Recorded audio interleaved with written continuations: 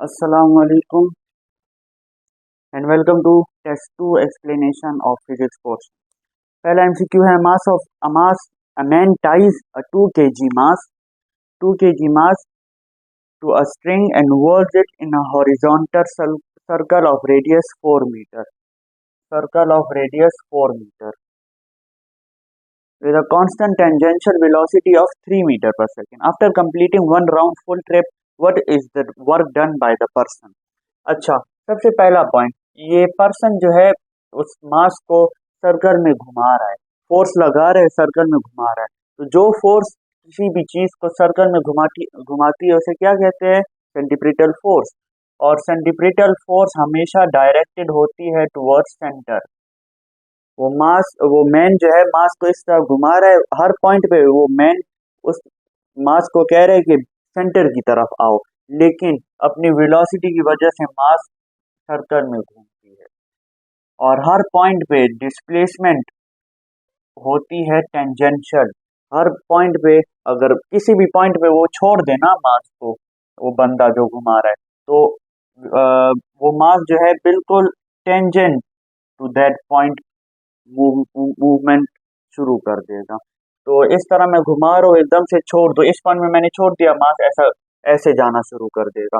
लेकिन मैं constantly सेंटीप्रिटल force लगा रहा हूँ, उसको फोर्स कर रहा हूँ कि वो सेंटर में घूमे। तो वो फोर्स की डायरेक्शन टुवर्ड सेंटर है, मैं चाहता हूँ वो सेंटर की तरफ आए, लेकिन वेलोसिटी की वजह से वो गोल गोल घूम रही है। तो हमेशा सेंटीप्रिटल फोर्स की केस में सेंटीप्रिटल फोर्स हमेशा डायरेक्टेड टुवर्ड सेंटर होती है और displacement tangential to that point होती है, और इनके बीच में एंगल 90 होता है और कॉस 90 जो है हमेशा 0 होता है।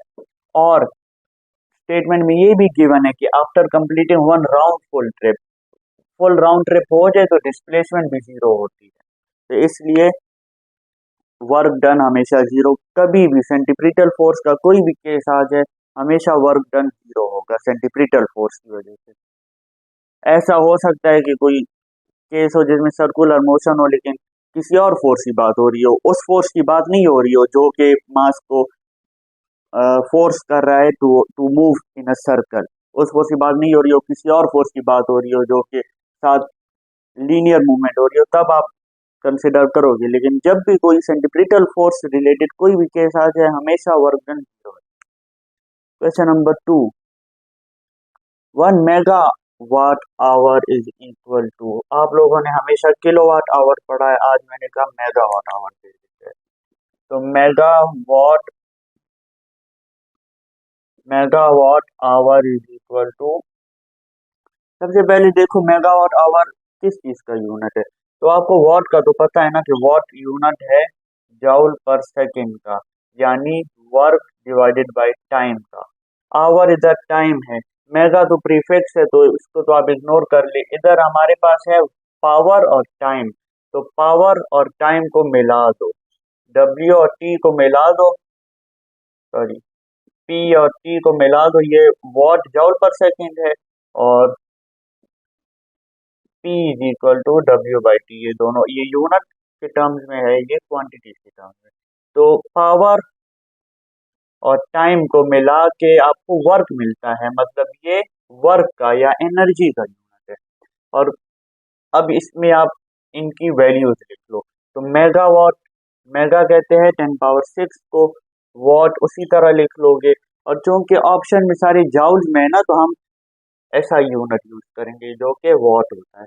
और मेगावाट आवर के माने आवर कहते हैं 3600 सेकेंड को, इसको भी हमने ऐसा यूनिट में लिखा है क्योंकि आंसर में जाउल्स के बने, जाउल में सेकंड यूज होता है, जाउल में कभी आवर यूज नहीं होता। तो हमने 3600 सेकेंड में लिख लिया आवर को, और मेगावाट को उसी तरह लिख लिया 10 पावर 6 वॉट, और आवर की जगह 3600 सेकेंड इन टर्म्स ऑफ ऐसा यूनिट लिख लिया। और इसका आ जाएगा 3600 multiply by 10 power 6 watt is equal to 3.6 multiply 10 power 9 watt. 1 2 3 तीन डिजिट्स उस तरफ गया है, तो 10 पावर 3 इसके साथ ऐड हो जाएगा। नेक्स्ट एमसीक्यू है, which of the following is a conservative force. Frictional force नहीं है। फ्रिक्शन हमेशा एनर्जी लूज करती है। आप किसी भी रोड पे मैं उधर जाऊँ फिर वापस आ जाऊँ तो वर्क डन हमेशा फ्रिक्शन करेगी, वो मेरी गाड़ी का पेट्रोल खर्च करेगी, वो मेरी एनर्जी खर्च करेगी, क्योंकि मेरे और रोड के बीच में भी फ्रिक्शन है। गाड़ी अगर है तो उसके और रोड के बीच में भी फ्रिक्शन है, तो हमेशा एनर्जी डिसिपेट होगी, खर्च होगी। लेकिन अगर किसी फील्ड में मैं हूँ, ग्रेविटेशनल फील्ड में हूँ, इलेक्ट्रोस्टैटिक फील्ड में हूँ और मैग्नेटिक फील्ड में हूँ, तो उसमें मैं अगर मूवमेंट करूँ तो मैग्नेटिक फील्ड की वजह से कभी मेरी एनर्जी लूज नहीं होगी। मैं अगर एक क्लोज पाथ में मूवमेंट करूंगा, वापस उधर आऊंगा, मेरी एनर्जी उतनी ही। तो इधर ऑप्शन है इलेक्ट्रोस्टैटिक फोर्स। हमेशा हर फील्ड फोर्स में work done in a close path zero होता है और उसे कंजर्वेटिव, उसके अंदर कंजर्वेटिव फोर्स होती है और वो कंजर्वेटिव फील्ड होती है। Question 4, a person carries 50 Newton bucket.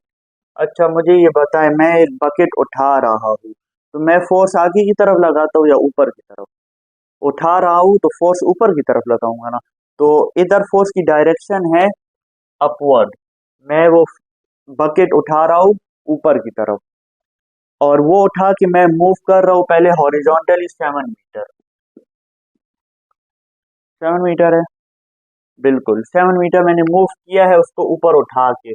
तो ऊपर मैंने उठाया है, फोर्स ऊपर की तरफ लगा रहा हूँ, आगे की तरफ तो फोर्स नहीं ऊपर की तरफ उठाने के लिए। और मूवमेंट मैं इस तरफ कर रहा हूँ। एंगल क्या है? 90। जब भी एंगल फोर्स और डिस्प्लेसमेंट के बीच में 90 होगा एंगल, तो एंगल फोर्स और डिस्प्लेसमेंट के बीच में 90 होगा तो वर्क डन जीरो होगा। और फिर मैं 5 मीटर अपवर्ड लेके जाता हूँ, तो इधर जो है 5 मीटर डिस्प्लेसमेंट भी अपवर्ड है और 50 न्यूटन जो मैं वेट उठा रहा हूँ वो भी अपवर्ड है। तो इधर फोर्स और डिस्प्लेसमेंट के बीच में एंगल क्या है? एंगल है जीरो। और जीरो के जब एंगल जीरो हो तो तब W is equal to F S cos zero, मतलब W is equal to F S cos zero 1 के बराबर है। और एफ एस को मल्टीप्लाई कर ले, 50 मल्टीप्लाई बाय 5, 5 5 25 प्लस जीरो।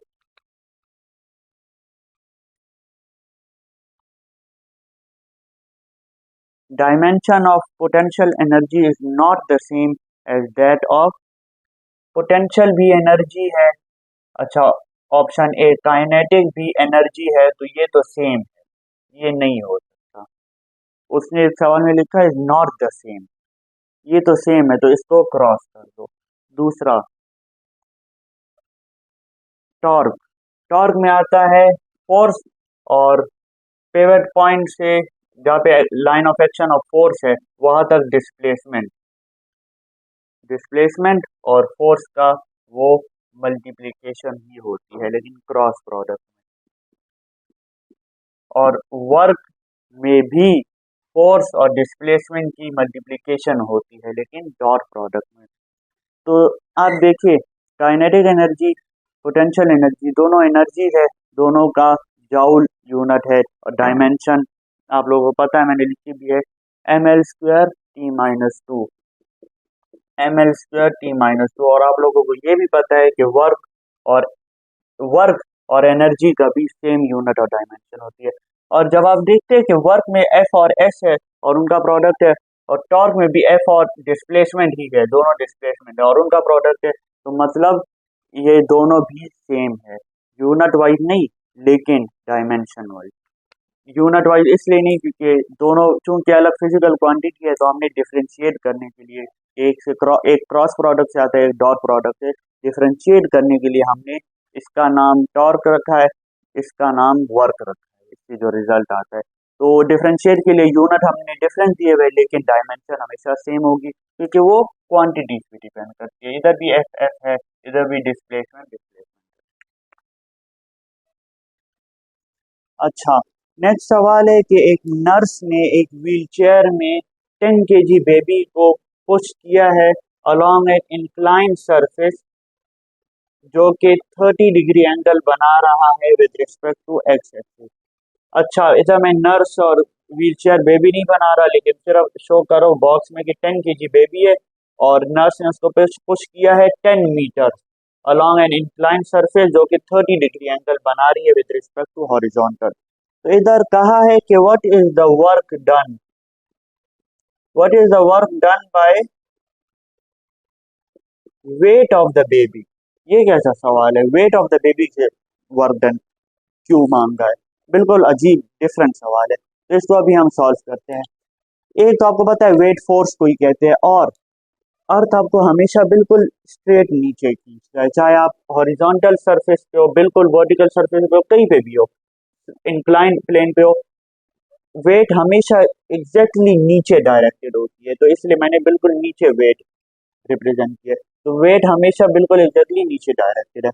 और वेट क्या है, फोर्स है, तो फोर्स से वर्क डन मांगा है, यही हमेशा होगा। किसी एक फोर्स की मदद से जो वर्क डन हुआ है वो आपसे क्वेश्चन में मांगा होगा, what is the work done by this force, what is the work done by this force. तो इधर मांगा है what is the work done by weight of this baby. अच्छा, इस क्वेश्चन को मैंने नोट से दूसरे तरीके से किया है, पीडीएफ जो आपको मिलेगी उसमें दूसरे तरीके से किया है with in terms of potential energy. इधर मैंने इसको दूसरे तरीके से करा और मेरे नजदीक ये ज्यादा आसान, और इसमें एक कंसेप्चुअल पॉइंट है वो आप लोगों के लिए समझना जरूरी है। एक तो आप लोगों को पता है, कॉमन एग्जाम्पल पहले देता हूँ, फिर इस एग्जाम्पल पे आएंगे। कॉमन एग्जाम्पल, एक बॉक्स है और मैंने उसको 30 डिग्री एंगल पे, 30 नहीं 60 डिग्री एंगल पे मैं इस पे फोर्स लगाता हूँ 10 न्यूटन। 60 डिग्री एंगल पे मैं फोर्स लगाता हूँ 10 न्यूटन, और वो जो है 10 मीटर्स कवर कर लेता है। तो what is the work done in this case. तो आप लोग देखोगे कि यार ये जो फोर्स है, फोर्स इसका, इसके दो कंपोनेंट्स है, एक इस फोर्स के दो कंपोनेंट्स है, एक एफ वाई है और दूसरा एफ एक्स है। एक एफ वाई है जो कि डिस्प्लेसमेंट के परपेंडिकुलर है, और एक एफ एक्स है जो कि डिस्प्लेसमेंट के पैरेलल है। तो इसकी जो हॉरिजॉन्टल डायरेक्शन में मूवमेंट होगी वो सिर्फ एफ एक्स की वजह से होगी, सिर्फ एफ एक्स की वजह से इसको, इसकी वर्टिकल, इसकी पैरेलल डायरेक्शन में, डिस्प्लेसमेंट के पैरेलल डायरेक्शन में, हॉरिजॉन्टल डायरेक्शन में मूवमेंट होगी। और एफ वाई की वजह से नहीं होगी, क्योंकि एफ वाई और डिस्प्लेसमेंट के बीच में एंगल 90 है। तो जब भी फोर्स और डिस्प्लेसमेंट एक डायरेक्शन में नहीं होते, एक एक्सिस पे नहीं होते, अगर इस तरफ हो फिर भी हम कंपोनेंट्स में रिजॉल्व नहीं करते ना, क्योंकि एंटी पैरेलल है cos 180। लेकिन अगर 180, 90 और जीरो के अलावा किसी और एंगल पे फोर्स हो, तो फिर हम उस फोर्स को, जिस तरह इधर 60 डिग्री एंगल पे फोर्स है, तो हम उसको कंपोनेंट्स में रिजॉल्व करते हैं कि हमारे पास सिर्फ 90 की डायरेक्शन में फोर्स हो, इफेक्टिव फोर्स, जीरो की डायरेक्शन में, या 180 या 270। तो ये हमें इसी पे पता है, cos 180, cos 90, cos 270। तो इधर हम 10 न्यूटन फोर्स को देखते हैं कि इसका एक्स कंपोनेंट क्या है, वाई कंपोनेंट क्या है। एफ एक्स जो है एफ कॉस थीटा है, और एफ वाई है F sine theta. F Y को हम इग्नोर कर लेते हैं क्योंकि वो परपेंडिकुलर है डिस्प्लेसमेंट के, तो एफ वाई की मदद से वर्क डन जीरो है, सारा वर्क डन हो रहा है एफ एक्स की मदद से। तो एफ एक्स है F cos theta multiply by displacement 10 metre. ये कॉस थीटा वही है जो W is equal to F X cos theta में आता है। डॉट प्रोडक्ट का कॉन्सेप्ट ये है कि एक वेक्टर का जब एक्स कंपोनेंट मदद दे रहा हो दूसरे वेक्टर की, तो वो डॉट प्रोडक्ट होता है। तो इधर एफ कॉस थीटा क्या है, 10 का कॉस 60, कॉस 60 होता है 1/2, तो 1/2 ऑफ 10 5, 5 मल्टीप्लाई 10 50। तो इधर जो है work done by this force जो कि डिफरेंट एंगल पे है 60 डिग्री पे, वो है 50 जाउल। सही है, वही चीज हम इधर अप्लाई करते हैं। इधर हम देखते हैं कि यार डिस्प्लेसमेंट हो रही है इस डायरेक्शन में, और वर्क है बिल्कुल, सॉरी फोर्स है, वेट है बिल्कुल डिफरेंट डायरेक्शन में। तो हम वेट को कंपोनेंट्स में रिजॉल्व करेंगे कि हमें इसके पैरेलल या परपेंडिकुलर, इस डिस्प्लेसमेंट वेक्टर के पैरेलल या परपेंडिकुलर हमें इसके कंपोनेंट्स मिल जाए, फोर्स के या वेट के। तो फिर हम परपेंडिकुलर को इग्नोर कर देंगे और पैरेलल को, चाहे 90 हो तो cos 0 और 180 हो तो cos 180 की मदद से हम एफ एस cos थीटा पे फॉर्मूला अप्लाई करेंगे और वैल्यू फाइंड करेंगे।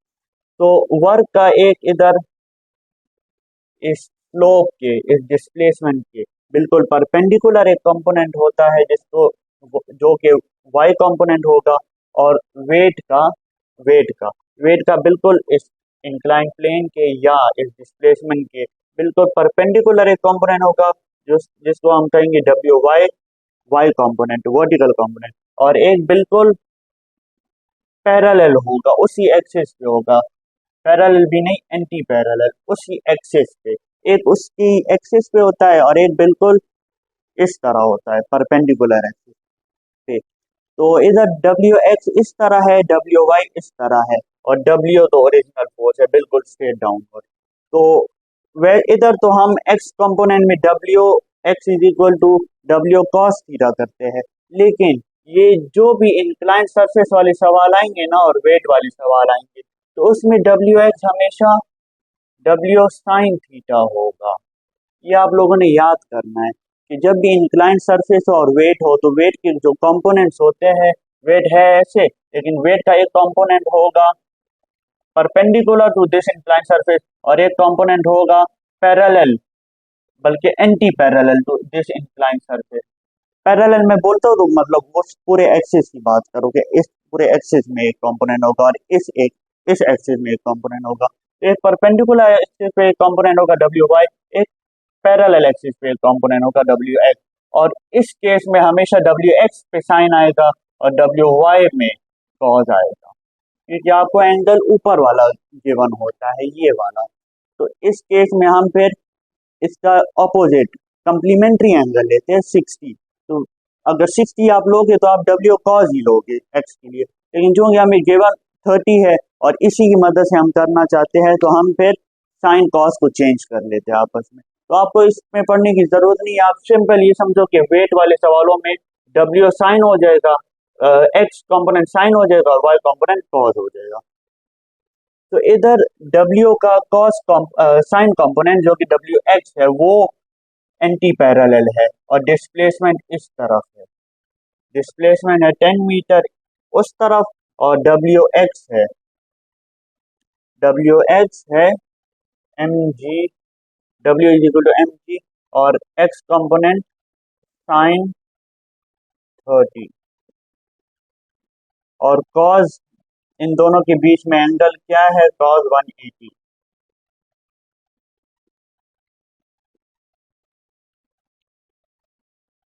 वेट उस तरफ है, डिस्प्लेसमेंट इस तरफ है। अब मुझे बताओ, मैं झूले पे बैठता हूँ तो मैं नीचे क्यों जाता हूँ, क्योंकि वेट मुझे नीचे खींच रहा है। ऐसा तो नहीं हुआ कि झूले में मैं वो नीचे वाली साइड पे बैठू जो स्लाइडिंग झूला होता है और मैं ऊपर की तरफ हूँ, ऐसे तो नहीं हुआ ना। लेकिन अगर ऊपर की तरफ मुझे एक मेरे दोस्त ने ऊपर की तरफ पुश किया है झूले में ऑपोजिट, तो मतलब मेरे वर्क ने जो वर्क फोर्स लगा रहा है नीचे की तरफ और मैं जा रहा हूँ ऊपर की तरफ ऑपोजिट डायरेक्शन, तो मतलब मेरे वेट ने नेगेटिव वर्क किया है, क्योंकि जब भी फोर्स एक डायरेक्शन में और मूवमेंट दूसरी डायरेक्शन में हो रही है ऑपोजिट, तो वर्क डन नेगेटिव होता है। तो इधर वेट जो है का एक्स कंपोनेंट जो कि एंटी पैरेलल है इस डिस्प्लेसमेंट वेक्टर के, वो नीचे की तरफ पुश कर रहा है और डिस्प्लेसमेंट हो रही है ऊपर की तरफ ऑपोजिट डायरेक्शन, मतलब 180 डिग्री, कॉस 180 -1 होता है, और 10 मीटर डिस्प्लेसमेंट कवर की है, और एम 10 kg है, जी भी 10 है, 10 10 और 100 और साइन 30 होता है 1/2। इससे आ जाएगा 50 मल्टीप्लाई 10 500 और -500 जूल, ये आंसर। अच्छा, नेक्स्ट सवाल। ये सवाल जरा लंबा था इसलिए मैंने इस पर ज्यादा टाइम लगाया और मुश्किल था मेनली। होपफुली आप लोगों को समझ आ गई होगी। कभी भी किसी सवाल में समझ ना आए मुझसे व्हाट्सएप ग्रुप में पूछ लिया करें। अगला सवाल है, work done will be zero if angle between force and displacement is. तो इधर कहा है वर्क डन इज जीरो, ये जीरो है तो एंगल क्या होगा, तो वो आप लोगों को पता है 90 डिग्री पे वर्क डन जीरो होता है, क्योंकि कॉस 90 जीरो होता है। लेकिन सिर्फ कॉस 90 जीरो नहीं होता, 90 प्लस 180 भी जीरो होता है, जो कि 270 होता है। 270 प्लस 180 भी जीरो होता है, जो कि 540 होता है। 540 प्लस 180 भी जीरो होता है कॉज में, कॉस 90 भी जीरो, कॉस 270 भी जीरो, कॉस 540 भी जीरो, कॉस 720 भी जीरो। तो इसका सिंपल फॉर्मूला क्या है, 90 प्लस n 180, जब एंगल होगा तो कॉस उसमें जीरो देगा और उसमें वर्क डन जीरो होगा। और इतने लंबे एन नहीं आते, मतलब 720 या 900 नहीं आएगा आपके लिए, 270 तक ही मोस्टली आता है, पास पेपर में 270 तक आया। तो 90 270 तो आप लोगों ने फुल फिक्स याद करने, और अगर 360 से बिगर एंगल्स हो तो वो भी आप लोगों ने चेक करने, बल्कि याद करना मुश्किल भी नहीं है, 540 720 और 900 बस। अगला सवाल है, if a certain force acts on a body and produces acceleration which changes its kinetic energy from 30 joule to 130 joule, then work done by the force will be, तो आपको पता है कि work done change in kinetic energy होता है और change in potential energy भी होता है, वर्क एनर्जी थ्योरम। अगला क्वेश्चन है, which of the following statement shows that no work is done। अच्छा ये बहुत कंसेप्चुअल क्वेश्चन है। टाइपिंग ऑन अ बोट, ये तो नॉर्मल बंदा भी सोच सकता है ना, कि जब मैं कीबोर्ड पे टाइप कर रहा हूँ तो मैं उंगलियों के थ्रू फोर्स लगा रहा हूँ और उसके बटन जो है, कीबोर्ड के बटन थोड़े से नीचे जा रहे हैं, डिस्प्लेसमेंट कवर हो रही है। तो डिस्प्लेसमेंट कवर हो रही है तो डिस्प्लेसमेंट और मेरी फोर्स, मतलब फोर्स भी मौजूद है, डिस्प्लेसमेंट भी, और उसी डायरेक्शन में डिस्प्लेसमेंट कवर हो रही है, फोर्स भी नीचे है, डिस्प्लेसमेंट भी नीचे है, बटन नीचे चले जाते हैं, तो इधर वर्क है, पहले उसमें वर्क है।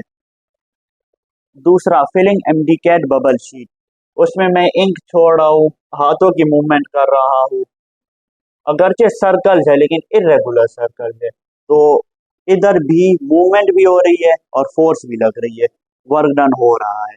स्क्रोलिंग स्क्रोलिंग रील्स और ऑन इंस्टाग्राम, इसमें अब आप सोचो कि यार मैं इस तरह नीचे जा रहा हूँ तो स्क्रीन भी मूव नहीं कर रही, सिर्फ वो लाइटिंग मूव कर रही है, और लाइट का तो मास होता ही नहीं है ना, सेंसर का भी मास, इलेक्ट्रॉन्स का ऑब्वियसली मास होता है, लेकिन इधर तो सिर्फ लाइट मूव कर रही है, सेंसर भी मूव कर रहे हैं लेकिन वो नेग्लिजिबल है, इलेक्ट्रॉन। लेकिन इधर आप लोगों ने ये सोचना होता है ना कि जो भी जनरल केसेस होते हैं ना, उसमें स्पेसिफिक चीज की बात नहीं हो रही होती।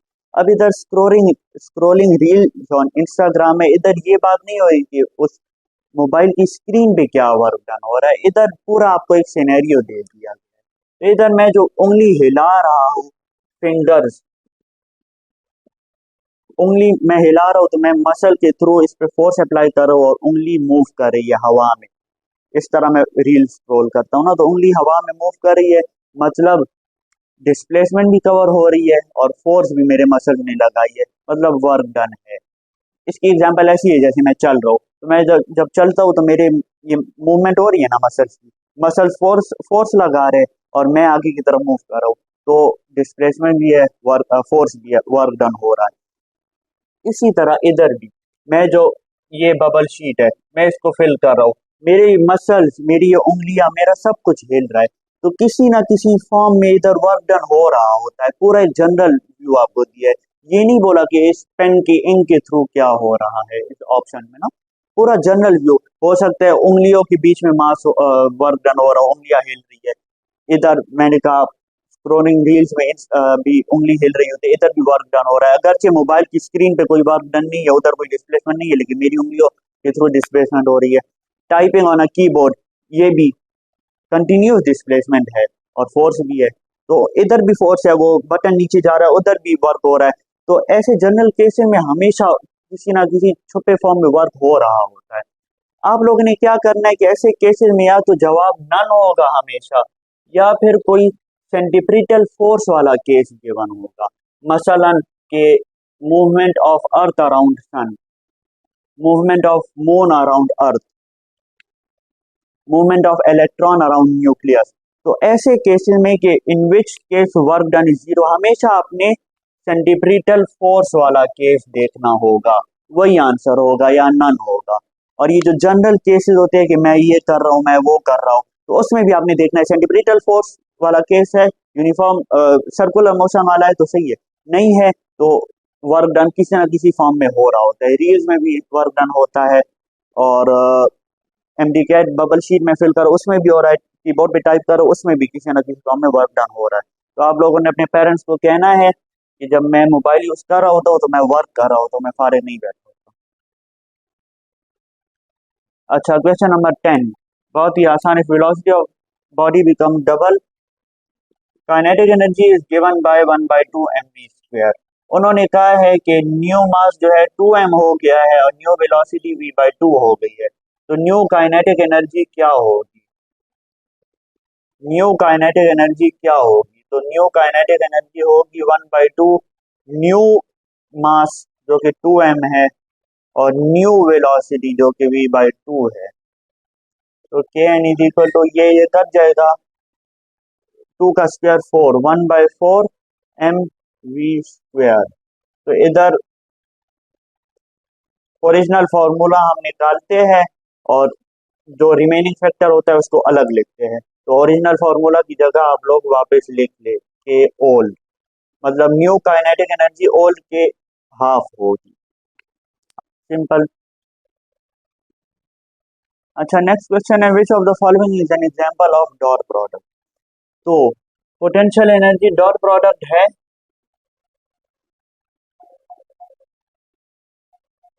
पोटेंशियल एनर्जी डॉट प्रोडक्ट है या नहीं? mg.h, mg को मैं वेट लिख सकता हूँ जो कि वेक्टर है, और h भी वेक्टर है, डिस्प्लेसमेंट हाइट, और w को मैं फोर्स लिख सकता हूँ और इसको s। तो यार पोटेंशियल एनर्जी तो डॉट प्रोडक्ट की टर्म्स में लिखी जा सकती है, हाँ, लेकिन सारी पोटेंशियल एनर्जी नहीं लिखी जा सकती। 1/2 kx² इलास्टिक पोटेंशियल एनर्जी, ये डॉट प्रोडक्ट नहीं है।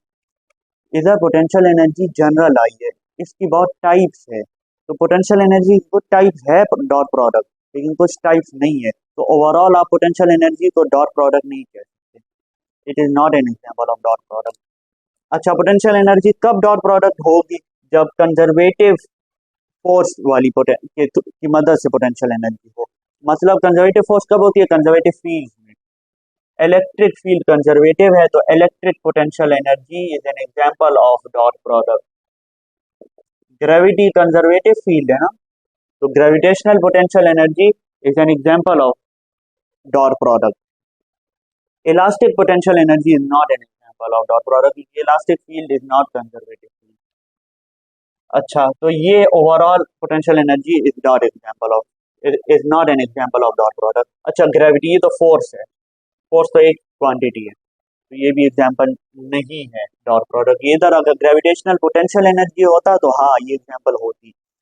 अच्छा, kinetic energy 1/2 mv², 1/2 mv.v²।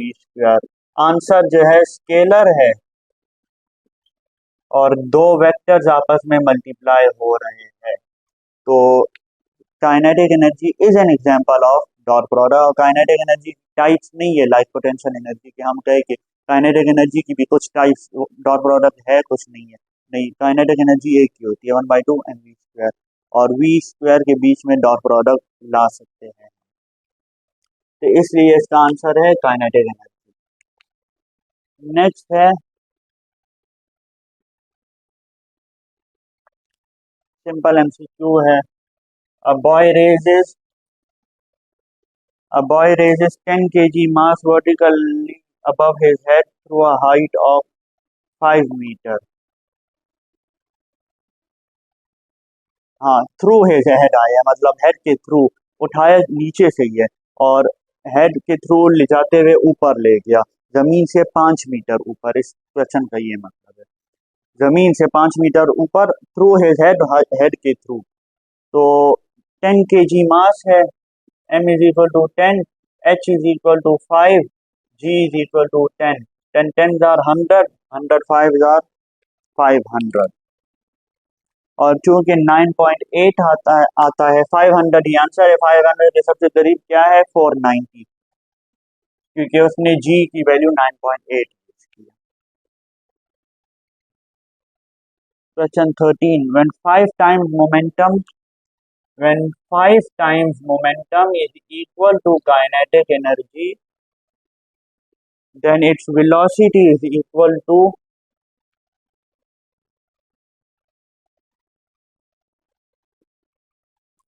when five times of momentum of a body is equal to its kinetic energy, तो velocity क्या है? तो आप दोनों को in terms of their specific values लिख के P is equal to mv, kinetic energy is equal to 1/2 mv square. m कर गया, 2 उधर चला जाएगा, 10 v is equal to v square. एक v कट गया, v is equal to 10. Simple. Next question है 14. The amount of work done in moving, simple definition, absolute potential energy. Amount of work done in moving a body at a certain point in a gravitational field to a position of zero potential such that body is never accelerated is called absolute potential energy. Simple definition है. अच्छा, अब next MCQ है. A car and bicycle start a race such that they both have equal kinetic energy throughout the race. Who will win the race? तो इधर who will win the race, अब ये तो common sense है ना कि जो जिसकी वेलोसिटी ज्यादा होगी, दोनों की काइनेटिक एनर्जी तो सेम है, लेकिन जिसकी वेलोसिटी ज्यादा होगी वो रेस जीत जाएगा. तो आप लोगों को काइनेटिक एनर्जी का फॉर्मूला पता है कि K is equal to 1/2 mv square, और क्योंकि हमें वेलोसिटी पता करनी है कि जब इक्वल काइनेटिक एनर्जी है तो वेलोसिटी किसकी ज्यादा होगी, तो वेलोसिटी का रिलेशन पहले देखते हैं. Velocity is equal to V square is equal to 2 उधर चला गया, 2 काइनेटिक एनर्जी और m डिवाइड हो गया, डिवाइडेड बाय m, और v is equal to 2 kinetic energy divided by m under root. तो इधर आप लोग देख सकते हैं वेलोसिटी, जब मास ज्यादा होगा वेलोसिटी कम होगी. क्यों? क्योंकि velocity is inversely proportional to under root m. इस रिलेशन से आपको ये मिला. और चूंकि दो बॉडीज के लिए ये वी ऑफ कार है, ये वी ऑफ मोटरसाइकिल है या बाईसाइकिल, तो दो बॉडीज के लिए जब के ई इक्वल हो गया है, के ई इक्वल हो गया है, कट गया, तो जिसका मास ज्यादा होगा उसकी वेलोसिटी कम होगी. तो आपको पता है कि गाड़ी और बाईसाइकिल में गाड़ी का मास ज्यादा होगा तो उसकी वेलोसिटी कम होगी, और मोटरसाइकिल का मास कम होता है उसकी वेलोसिटी ज्यादा होगी, तो मोटरसाइकिल रेस जीत जाएगी.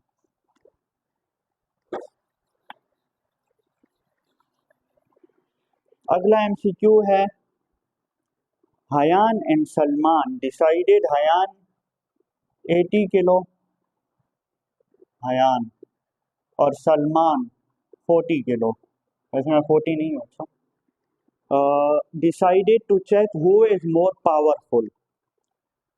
दे both run up the same staircase. ये एक बिल्डिंग है और उसके बीच में यहाँ पे स्टेयर्स लगी हुई है और वो स्टेयर्स यहाँ तक जाती है, और हयान सलमान दोनों स्टेयर पे गए और यहाँ तक पहुंच गए. सही है. Salman reaches the top in 40 seconds, Hayyan reaches the top in, Hayyan reaches the top in 40 seconds. Hayyan भी 40 में पहुंचा है. हु डिड मोर वर्क, किसने ज्यादा वर्क किया है. अच्छा, अब देखे इसमें क्या ट्रिक है. इसमें ये ट्रिक है कि क्वेश्चन में पहली लाइन में पूछा है कि हयान और सलमान डिसाइड करें हु इज मोर पावरफुल, तो आपको लगेगा कि यार ये तो पावर के रिलेटेड सवाल है, लेकिन मांगा उन्होंने ये है कि हु डिड मोर वर्क. तो इधर इधर हमने पावर नहीं फाइंड करना है, इधर हमने वर्क फाइंड करना है. और चूंकि हाइट है तो पोटेंशियल एनर्जी के टर्म्स में हम वर्क फाइंड करेंगे, और वो बराबर है W is equal to mgh. तो हयान ने अपना वेट ऊपर लेके गया है और मैं अपना वेट ऊपर लेके गया हूँ, तो मेरे लिए WS इज इक्वल टू, मेरा मास 40 है, G दोनों का सेम है और H भी सेम है, दोनों एक ही हाइट पे गए, तो G और H तो मैं कैंसिल ही कर लेता हूँ. तो हयान का मास 40 है, उसका वर्क, मेरा मास 40 है, मेरा वर्क कम है, हयान का मास 80 है, हयान का वर्क मुझसे डबल है. मास डबल है ना, W is directly proportional to M, तो M हयान का डबल है तो उसका वर्क भी डबल है, तो हयान ने मुझसे ज्यादा वर्क किया है. अच्छा, पावर किसकी ज्यादा है, पावर भी हायान की ज़्यादा है, क्योंकि सेम टाइम में हायान ने ज़्यादा वर्क किया है।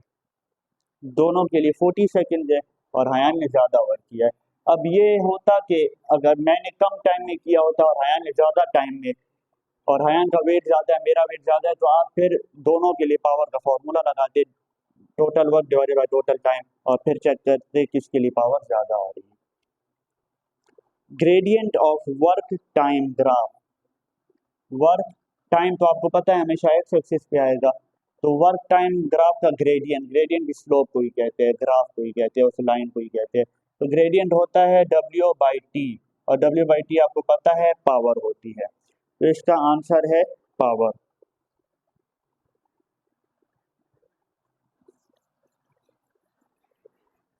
अगला क्वेश्चन है, in the presence of air friction the relation for free falling body is. ये बिल्डिंग है, यहाँ से यहाँ पे एक डब्बा पड़ा हुआ है, रेस्ट पे है, इसके पास पोटेंशियल एनर्जी है जो कि बराबर है mgh के, इसके मास के multiply g acceleration due to gravity multiply by ये हाइट। यहाँ पे mgh इसकी है 100 फॉर एग्जांपल, और चूंकि रेस्ट पे है तो काइनेटिक एनर्जी जो कि बराबर है 1/2 mv², वो है 0। अब ये यहाँ से जैसे ही गिरेगा तो एक्सेलरेशन ड्यू टू ग्रेविटी की वजह से इसकी वेलोसिटी ज़्यादा होगी और हाइट कम होगी, मतलब mgh ऊपर से नीचे डिक्रीज हो रही है और काइनेटिक एनर्जी ऊपर से नीचे इंक्रीज हो रही है, ये डिक्रीज हो रही है, और 1/2 mv² ऊपर से नीचे इंक्रीज हो रही है, इंक्रीज। सही है। तो जब एयर फ्रिक्शन होगी, जब एयर फ्रिक्शन होगी तो टोटल जो हमारे पास mgh थी, पोटेंशियल एनर्जी थी 100 जूल, इनमें से कुछ लॉस होगी, क्योंकि जब भी फ्रिक्शन आ गई मतलब आपने दिमाग में लाना है कि एनर्जी लॉस हो रही है। तो टोटल एनर्जी 100 थी, तो यहाँ से वो गिरना शुरू करेगा तो एनर्जी कन्वर्ट होगी काइनेटिक एनर्जी में, ये इंक्रीज होगी डिक्रीज होगी, लेकिन जो mgh का कुछ पार्ट है वो कन्वर्ट हो जाएगा फ्रिक्शन में, कुछ पार्ट एयर मॉलिक्यूल्स के साथ फ्रिक्शन की वजह से जाया हो जाएगी कुछ एनर्जी, कुछ पोटेंशियल एनर्जी, और बाकी की एनर्जी जो है mv² में कन्वर्ट हो जाएगी। तो इस ये वाला इस फॉर्म में आपको कौन सा ऑप्शन मिलता है? इस फॉर्म में आपको मिलता है सी ऑप्शन। और ऐसा भी हो सकता है कि आपको गिवन हो mgh minus fh is equal to 1/2 mv², ये इधर गया तो माइनस में हो जाएगा, ऐसे भी हो सकता है। अगला क्वेश्चन है,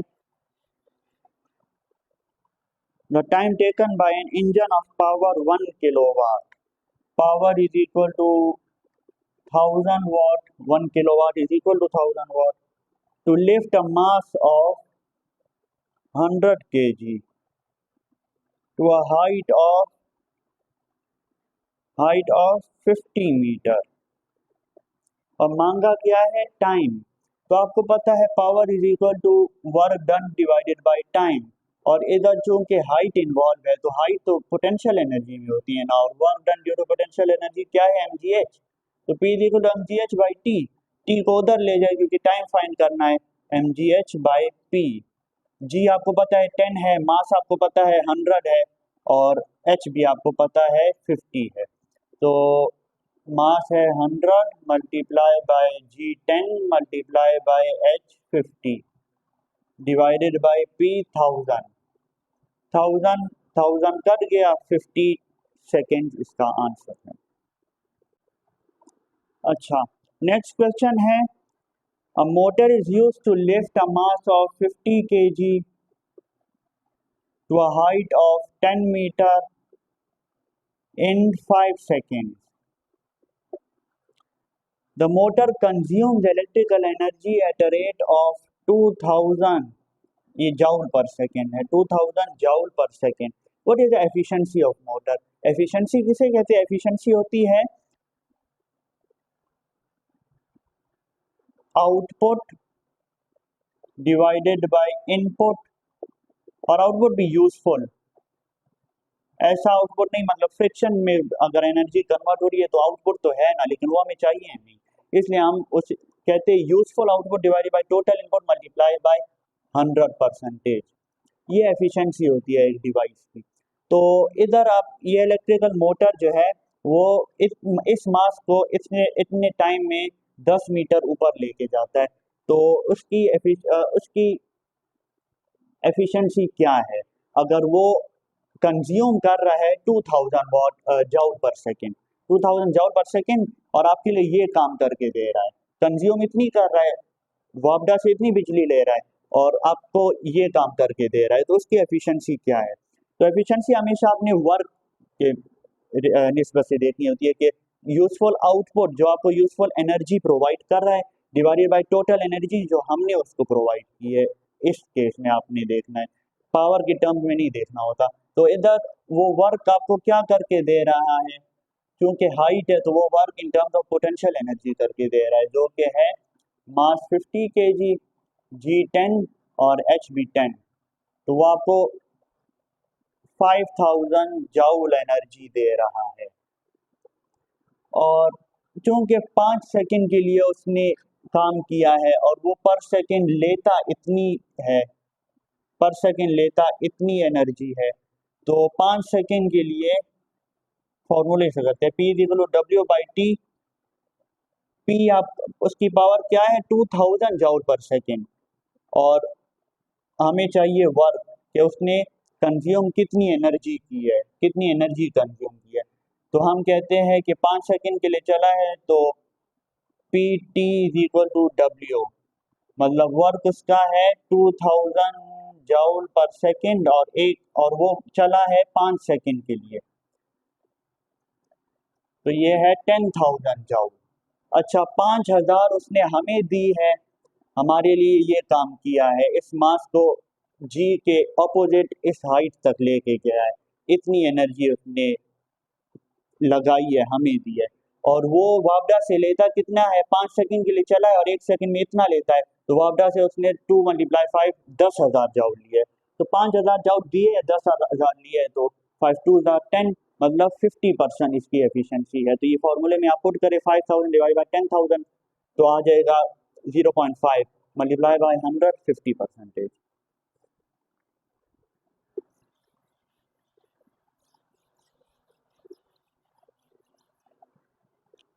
अगला क्वेश्चन है the ratio of angular velocity of second hand to minute hand. अच्छा, सेकंड हैंड जो है, सेकंड हैंड वो कितने टाइम में पूरा चक्कर चक्कर लगाती है, वो कितने टाइम में 2 पाई रेडियन कवर करती है। पाई 180 के बराबर होता है, 180 ये है हाँ सेमी सर्कल, 2 पाई 360 डिग्री के बराबर होता है 2 पाई रेडियन। तो 2 पाई मतलब उसने फुल चक्कर लगा दिया, तो सेकंड की हैंड कितने टाइम में फुल चक्कर लगाती है, 60 सेकेंड में। ये है सेकंड हैंड। अच्छा, मिनट की हैंड कितने टाइम में लगाती है 2 पाई रेडियन चक्कर, वो लगाती है 1 घंटे में 60 सेकेंड होते हैं, और वो 12 दफा, सॉरी मिनट की हैंड, वो 1 घंटे में फुल चक्कर लगाती है मिनट की हैंड, ये मैंने आवर गलती से ले लिया। मिनट की हैंड 1 घंटे में फुल चक्कर लगाती है, और 1 घंटे में कितने सेकेंड होते हैं, 1 मिनट में 60 होते हैं और 1 घंटे में 60 मिनट्स होते हैं। तो 1 घंटे में टोटल होते हैं 3600 सेकेंड, 3600 सेकेंड। तो वो 3600 सेकेंड में 2 पाई रेडियन कवर करती है। तो क्वेश्चन में है ratio of angular velocity of second hand to minute hand, मतलब 2 पाई/60 डिवाइडेड बाय 2 पाई/3600। तो 2 पाई/60 multiply by 3600/2 pi, 2 pi cut गया, 6 1 जार 6 और एक जीरो कट गया, 6 1 जार 6 6 जार 36 और एक जीरो कट गया, तो 60/1 आंसर है, 60:1। अच्छा, नेक्स्ट क्वेश्चन है An object travels at constant speed around a circle of radius 1 meter in 1 second. What is the magnitude of its acceleration? अच्छा इधर कांस्टेंट स्पीड है मतलब यूनिफॉर्म स्पीड और मैग्नीट्यूड गिवन है, डायरेक्शन की बात ही नहीं है। तो सारे वेक्टर में अगर सिर्फ मैग्नीट्यूड की बात हो ना तो हमने फिर डायरेक्शन को कंसिडरेशन में नहीं लाना। कांस्टेंट स्पीड है तो एंगुलर एक्सेलरेशन नहीं है, angular acceleration alpha alpha zero है। टेंजेंशियल एक्सेलरेशन भी जीरो है क्योंकि जब वो कांस्टेंट स्पीड से जा रहा है तो वो अगर पहले सेकंड में इतना एंगल कवर कर रहा है, दूसरे में भी इतना ही एंगल कवर करेगा, तीसरे में भी इतना ही एंगल कवर करेगा, तो एंगुलर एक्सेलरेशन नहीं है मैग्नीट्यूड की वजह से, मैग्नीट्यूड के टर्म्स में। टेंजेंशियल एक्सेलरेशन भी नहीं है क्योंकि वो भी इसी पे डिपेंड करती है। A T is equal to R alpha, तो ये जीरो है तो ये भी जीरो है।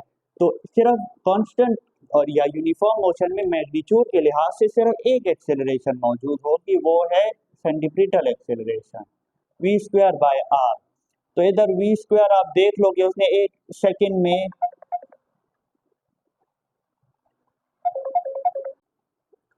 तो अच्छा तो सिर्फ सेंटीपिटल एक्सेलरेशन मौजूद होगी, वो बराबर है वी स्क्वायर बाय आर और वी होता है,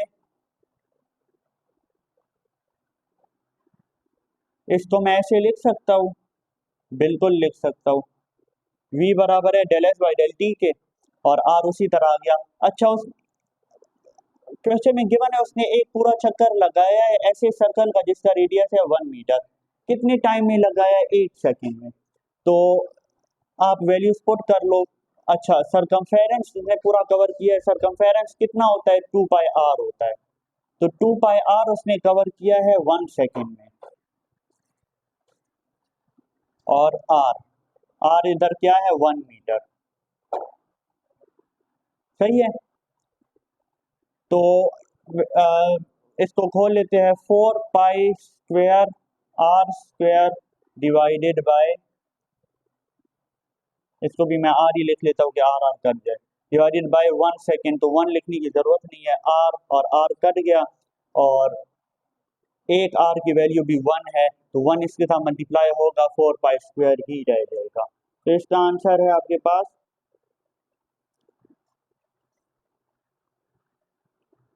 ऑप्शन डी 4 पाई स्क्वायर।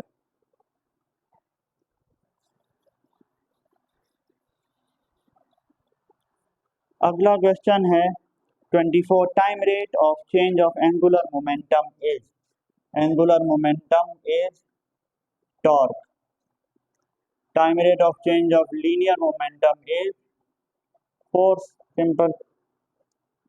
अच्छा अगला है लीनियर और tangential velocity of any particle moving in a circular path of radius 1 metre with angular velocity, angular velocity क्या है? 99 रेडियन पर सेकेंड। तो उन्होंने पूछा है कि लीनियर या टेंजेंशियल वेलोसिटी दोनों सेम है, वो क्या होगी? अगर एंगुलर वेलोसिटी ये है और रेडियस ये है, तो आपको पता है कि v is equal to R omega, और आर 1 है, ओमेगा 99 है, तो 99 मीटर पर सेकेंड लीनियर वेलोसिटी है। लेकिन ऑप्शन में कोई नहीं है ये वैल्यू, तो मतलब नन ऑफ दीज इसका आंसर है। 100 भी आप नहीं लिखेंगे। हाँ अगर ये हो कि चौथा ऑप्शन भी बहुत दूर वाली वैल्यू हो तो आप सबसे करीब वाली वैल्यू लिखेंगे जो कि 100 है, लेकिन ऐसा होता नहीं है अमूमन। अच्छा तो नेक्स्ट एमसीक्यू पे जाते हैं। सॉरी फॉर दिस ट्रांजिशन, क्योंकि कुछ काम था, तो अभी हम बाकी के एमसीक्यूज पेज पे करेंगे। तो एमसीक्यू है, one wheel has a diameter of 10 inches, diameter है 10 इंचेस एक व्हील की, D1 कर लेते हैं 10 inches, and second wheel has diameter of 5 inches, D2 is equal to 5 inches। तो मांगा है कि the first wheels travel a certain distance in 20 revolution, first wheel travel a certain distance in 20 revolutions. In how many revolutions did the second wheel travel double of the distance traveled by first wheel? तो सबसे पहले first wheel का distance travel find करते हैं कि इसने कितना distance travel किया है। तो हमें पता है इसका डायमीटर है 10 और इसने 20 रेवोल्यूशन की है। एक रेवोल्यूशन में पूरा सरकमफेरेंस जितना डिस्टेंस कवर हो जाता है। सरकमफेरेंस सर्कल का गिवन होता है 2 पाई आर से।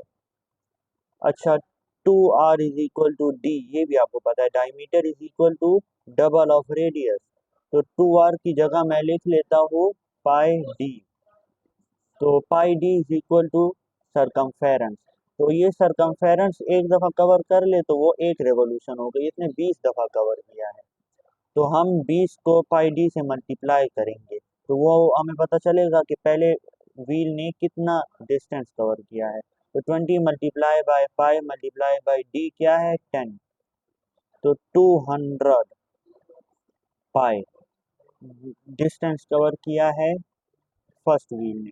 अब मांगा है कि सेकंड व्हील कितने रेवोल्यूशन में double of this distance cover करेगी, मतलब सेकंड व्हील 400 पाई कितने रेवोल्यूशन में कवर करेगी। तो आपको पता है कि 400 पाई कितने रेवोल्यूशन में कवर करेगी, एक्स क्वेश्चन मार्क रेवोल्यूशन। उसके लिए ये है कि टोटल डिस्टेंस 400 पाई है और एक रेवोल्यूशन में वो 2 पाई आर कवर करता है जो कि बराबर है पाई डी के। तो सिंपल 400 पाई को पाई डी से डिवाइड कर लेंगे तो इससे आ जाएगा 400 पाई पाई कट जाएगा डिवाइडेड बाई डी। डी इधर क्या है 5 इंचेस है दूसरे टायर के केस में। तो 5 8 जार 40 और 0 80 रिवॉल्यूशन में वो double of the distance travel by first wheel cover कर लेगा।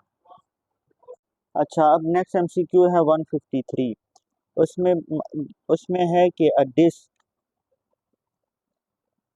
a disc is spinning with uniform velocity। Uniform velocity के साथ डिस्क स्पिन कर रहा है। Which of the following increases with the distance from the centre in a spinning disc.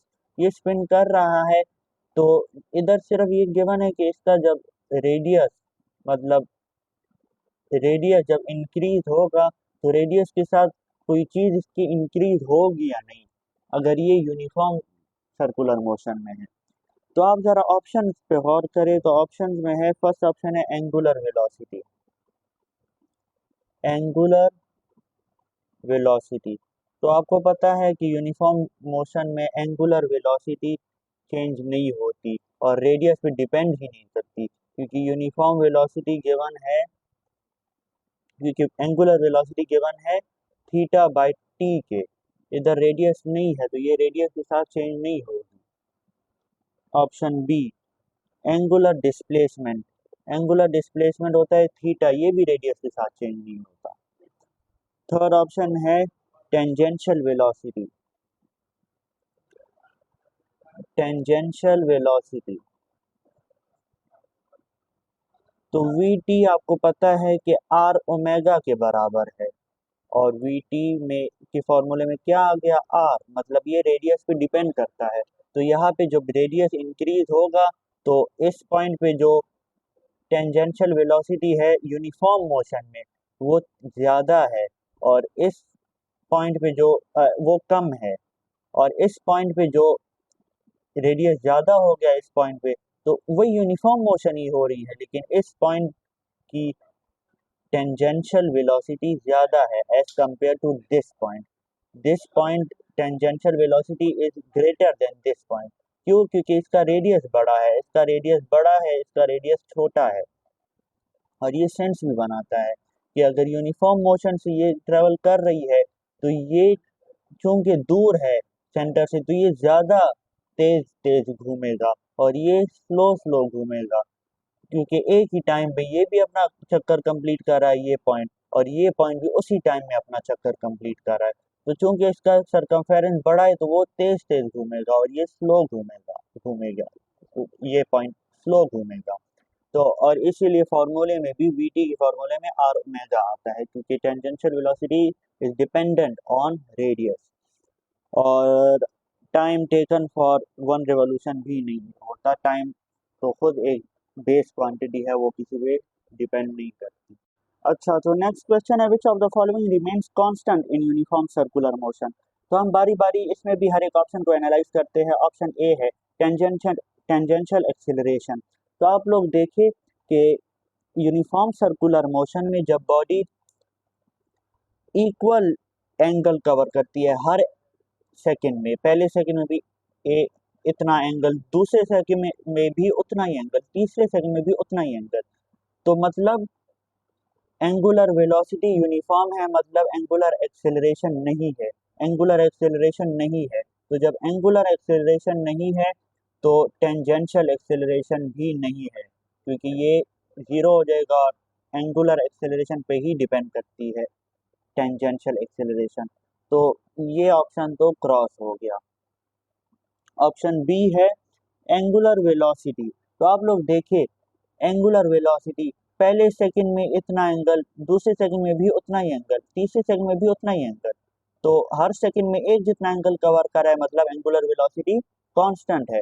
और magnitude तो हमें पता चल गया एंगुलर वेलोसिटी का कांस्टेंट है, मैग्नीट्यूड इज कांस्टेंट। लेकिन डायरेक्शन हमें पता करनी होगी कि कांस्टेंट है या नहीं, क्योंकि जो अगले दो ऑप्शन है सी और डी, उसमें भी मैग्नीट्यूड कांस्टेंट है, इन डायरेक्शन की वजह से वो दोनों ऑप्शन गलत है। तो इधर आप डायरेक्शन चेक करें तो आपको पता है कि एंगुलर एक्सेलरेशन का डायरेक्शन हम राइट हैंड रूल से फाइंड करते हैं। तो जिस तरफ मोशन हो रही होती है उस तरफ हम अपना राइट हैंड रूल कर लेते हैं और थंब आपको डायरेक्शन देता है। तो हमेशा थंब एक ही तरफ पॉइंट करता है, मतलब डायरेक्शन भी कांस्टेंट है। और ये ऑप्शन ठीक है, एंगुलर एक्सेलरेशन ऑप्शन ठीक है इधर। लेकिन फिर भी हम थर्ड और फोर्थ चेक करते हैं। Third option centripetal acceleration.